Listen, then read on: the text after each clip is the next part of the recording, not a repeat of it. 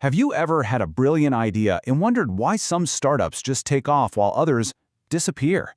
It's a huge question, and it's one that keeps a lot of founders up at night.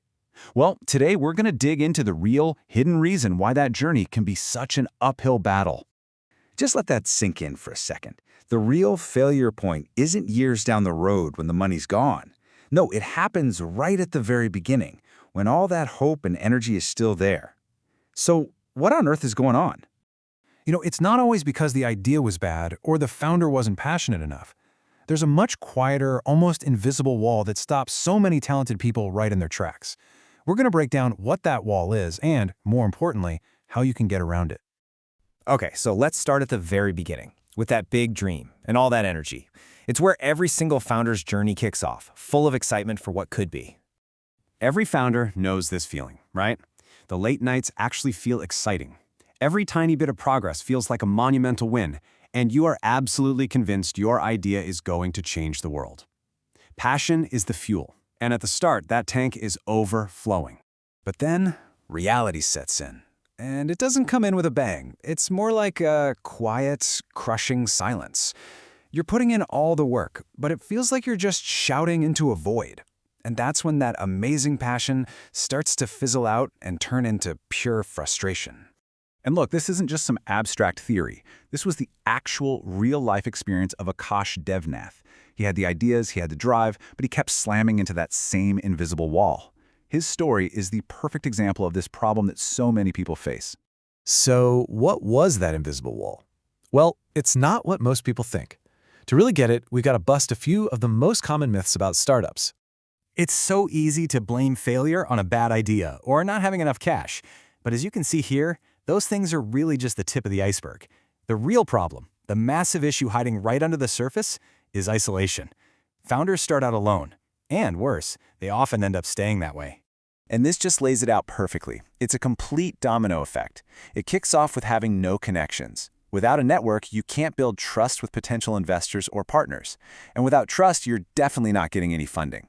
No funding means no growth. It's a vicious cycle that almost always ends in failure. So here's the key thing to understand. Investors don't just throw money at ideas. They fund confidence. They fund credibility.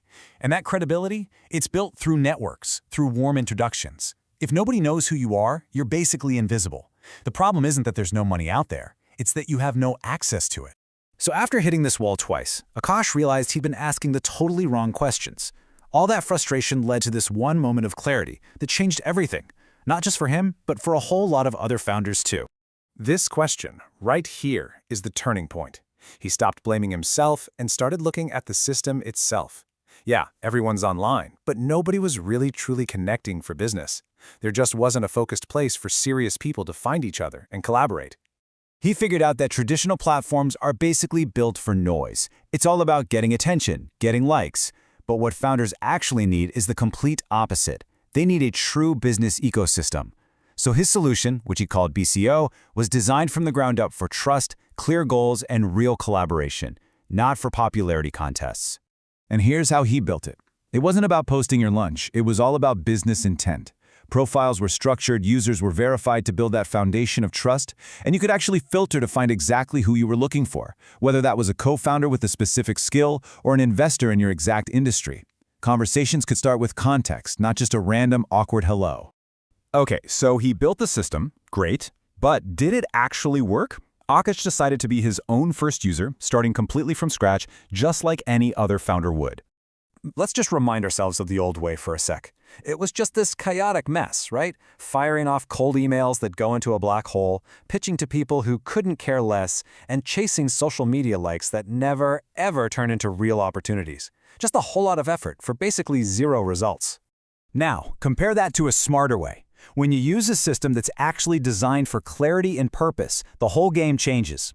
You create a clear profile, you use filters to find people who are actually relevant, and you build trust before you even start talking about a partnership. You're no longer some stranger just knocking on a locked door. And, well, the results really speak for themselves. Using his own system, Akash finally broke that cycle of isolation. He found a co-founder whose skills were the perfect match for his, and for the very first time, he had a real serious conversation with an investor who was actually interested.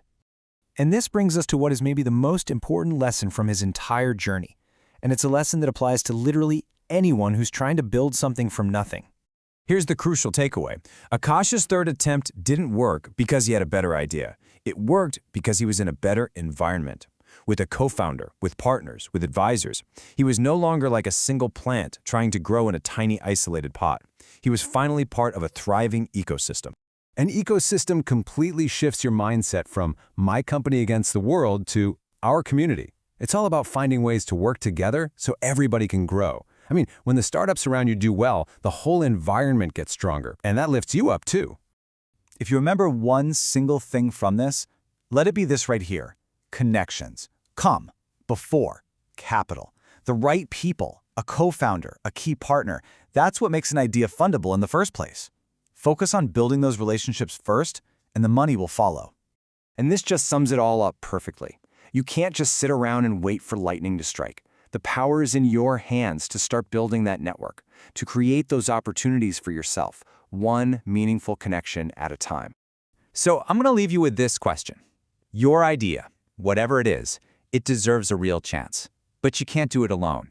It's time to stop thinking only about what you need to build and start thinking about who you need to build it with. Who are the people that are going to help you turn your isolation into a real opportunity?